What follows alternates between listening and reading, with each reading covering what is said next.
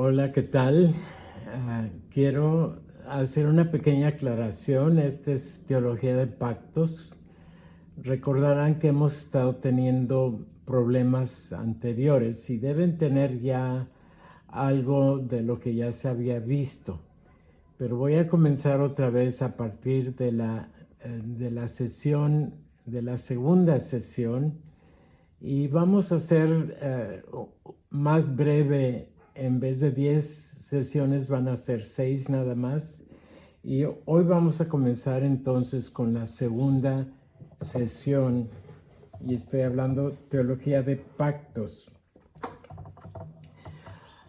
Ya mencionamos que antes de la creación, durante la eternidad, Dios tuvo la decisión, la determinación de establecer un pacto que finalmente después de la creación se desarrollaría ya con seres humanos. El primer pacto eterno no lo traza con seres humanos que todavía no existían, lo trazó él consigo mismo. El Padre, el Hijo y el Espíritu Santo se pusieron de acuerdo y establecieron este plan que va a ser, le han llamado diferentes formas, pero quedé yo de llamarle más que nada el pacto eterno de Dios, porque traza desde la eternidad hasta la eternidad y tiene varias otras desarrollos, digamos, pero es todo dentro del mismo pacto, un solo pacto, que es el pacto trazado en la soberanía, sabiduría y bondad y amor de Dios, que deseaba tener muchos hijos semejantes a su Hijo. Y todo esto lo planea con este propósito.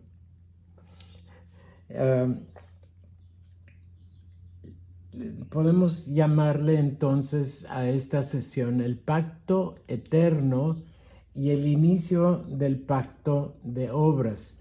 El pacto de obras viene siendo algo dependiendo del pacto eterno, pero desarrollándose ya en la creación.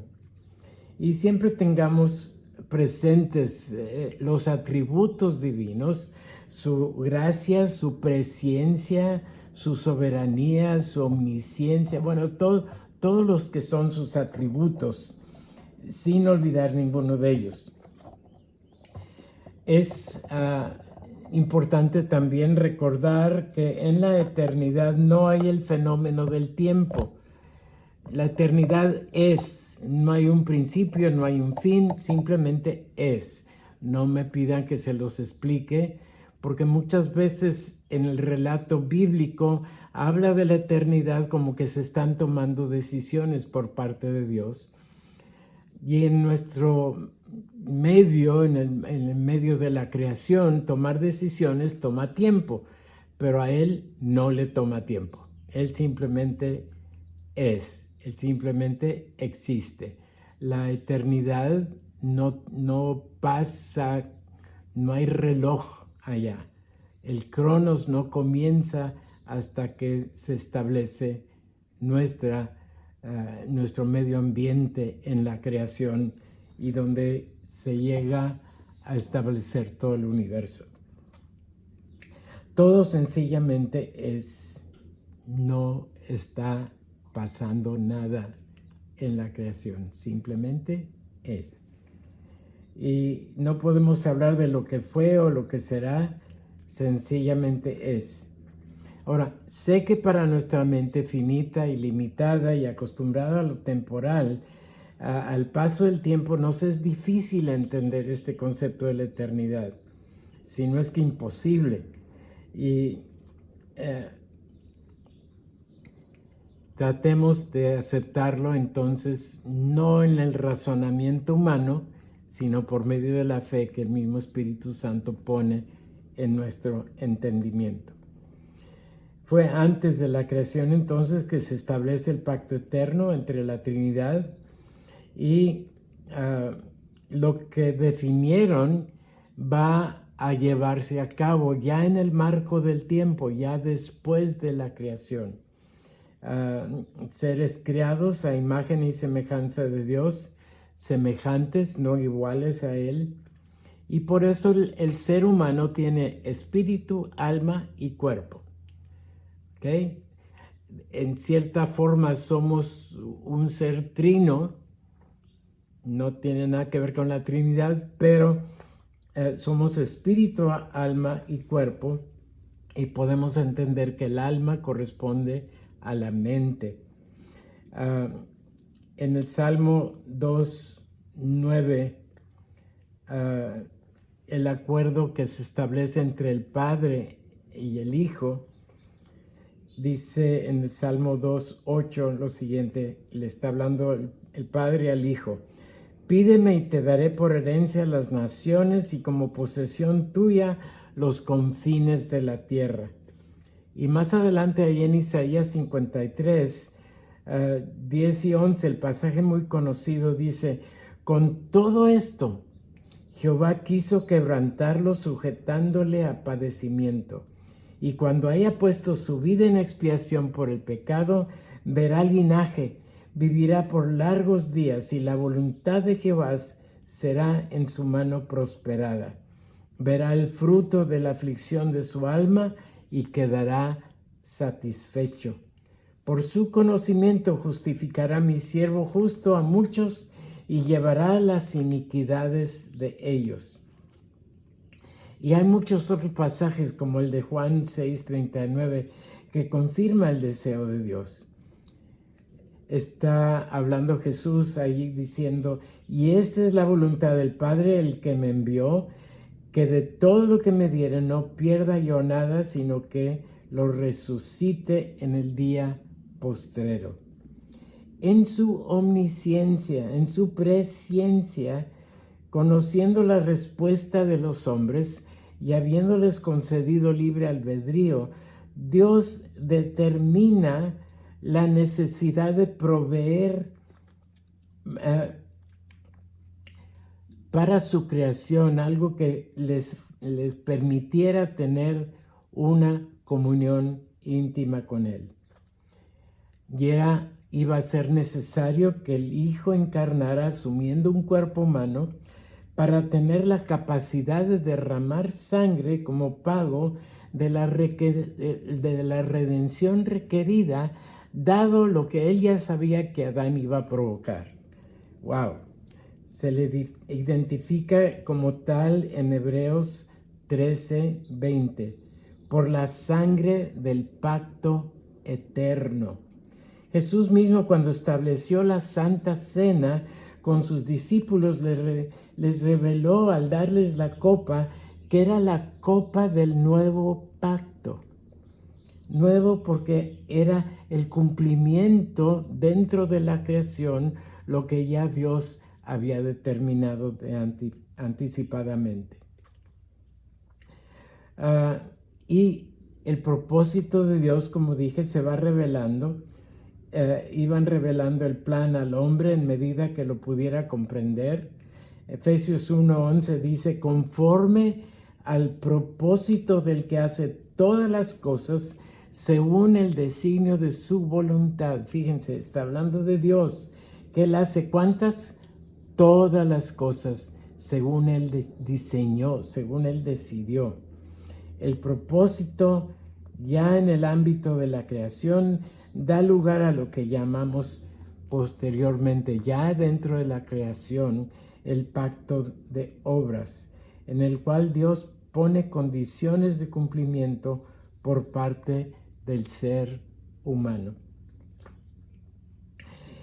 Hemos identificado como el inicio de la manifestación de su gracia, que es también eterna, que ya desde antes, por el amor que tenía a aquellos que iba a crear, y ya los amaba desde la eternidad, y sabiendo lo que iba a suceder, proveía la solución a lo que el mismo hombre fuera a ocasionar.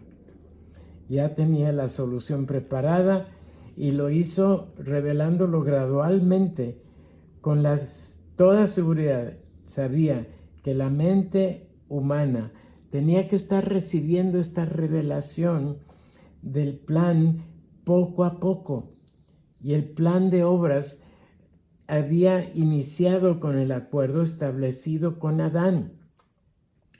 ¿Se acuerdan? A él le dijo, haz esto y esto y esto, gobierna tú toda la creación, cuida de los animales, ponles nombre, etc. Y puedes comer de todo menos de una sola cosa, el árbol del conocimiento del bien y del mal. Dios no quería, en su amor que le tenía a un Adán, que él fuera a caer en la situación de estar luchando con su conciencia y con el remordimiento y con todo lo que viene en el momento que él comienza a conocer la diferencia entre el bien y el mal. Después estaremos viendo las demás etapas que siguen a este suceso. En ese momento en donde Adán desobedece y sufre las consecuencias de su desobediencia, Dios se enfrenta con él y con la serpiente y le da a conocer que en el cumplimiento de los tiempos, la simiente de la mujer aplastaría mortalmente la cabeza de la serpiente. Con toda seguridad que Adán y Eva oyeron lo que Dios dijo, pero dudo que lo hayan sabido interpretar en toda su trascendencia. El versículo de Génesis 3:15 es donde declara esto. La creación de Adán y luego de Eva era totalmente necesaria dentro del plan eterno de Dios, porque eso da inicio a la raza humana. Adán tuvo la oportunidad de ser agente que demostrara la naturaleza de lo que Dios es, su justicia, su bondad, su gracia, su amor, su poder, etc., sobre toda la creación. Ahora, no eran los atributos de Adán, era él simplemente instrumento en manos de Dios. Aquí tenemos que entender lo que era el libre albedrío. Era la capacidad, y por eso se le llama libre, de tomar decisiones sin que a fuerza Dios tuviera que estar dictándole esto sí, esto sí, esto sí, esto no, esto no, esto no. ¿Sí? En su libre albedrío decide hacerle caso a la serpiente y provoca todo lo que sucedió. Y la desobediencia, dada su desobediencia, Adán acaba con su espíritu muerto, o sea, inactivo. El espíritu se requería para tener esta relación íntima con Dios. Dios puede tomar la iniciativa de establecer un contacto con quien quiera, pero en el caso del ser humano, después de Adán, ya la capacidad de tener por su propia iniciativa una relación con Dios ya no le era posible. Solo le quedaba su mente o su alma activos y su cuerpo. Y la voluntad reside en la mente, así que el ser humano conserva su libre albedrío, pero ya no en una dependencia de Dios. Da respuesta a preguntas sobre la existencia y sobre lo que tuvo que hacer Dios para solucionar el pecado, sus consecuencias, lo que el Señor provee y la manera que el hombre puede llegar a recuperar esa relación con Dios. En todo se manifiesta su gracia eterna, que es un regalo provisto por Dios para toda la humanidad, sin que la humanidad haya que ejecutar obras para merecer la gracia, porque si es por obras, deja de ser gracia. Y era por el puro afecto de su voluntad. El pacto con Adán sigue desarrollándose en otras etapas que vamos a estar viendo poco a poco, y completando la revelación al hombre de que en su capacidad no le podría posible hacer, que es restaurar la relación que se había interrumpido con Dios. Todo lo planea Dios y lo ejecuta en su propósito y su soberanía. Todo por llegar a tener muchos hijos semejantes a su Hijo. Sabía de antemano que muchos le darían la espalda y rechazarían su oferta de restauración. Pero por aquellos que sí aceptamos, tú y yo, continuó cumpliendo todo lo que ya había planeado desde la eternidad. Y por eso tú y yo hoy podemos tener una relación íntima con Dios. Estaremos ampliando esto en sesiones posteriores. Recuerden de enviar sus comentarios. Mi correo electrónico es 1965tijua, TIJUA, @gmail.com.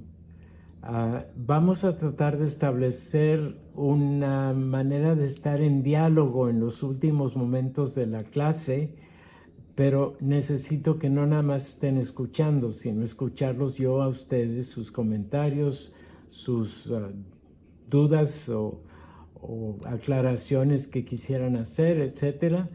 Y más que nada porque a mí también me sirve este diálogo. Estaremos viéndonos entonces partiendo ya de las siguientes etapas. Ya vimos el plan eterno establecido, vimos el inicio del plan del pacto de obras y vamos a seguir viendo los pactos que siguen en este desarrollo. Cualquier aclaración o cualquier pregunta, ya saben dónde escribirme, pero háganmelos llegar, por favor. Que el Señor les siga bendiciendo y guardando. Y un abrazo mientras nos podemos ver personalmente.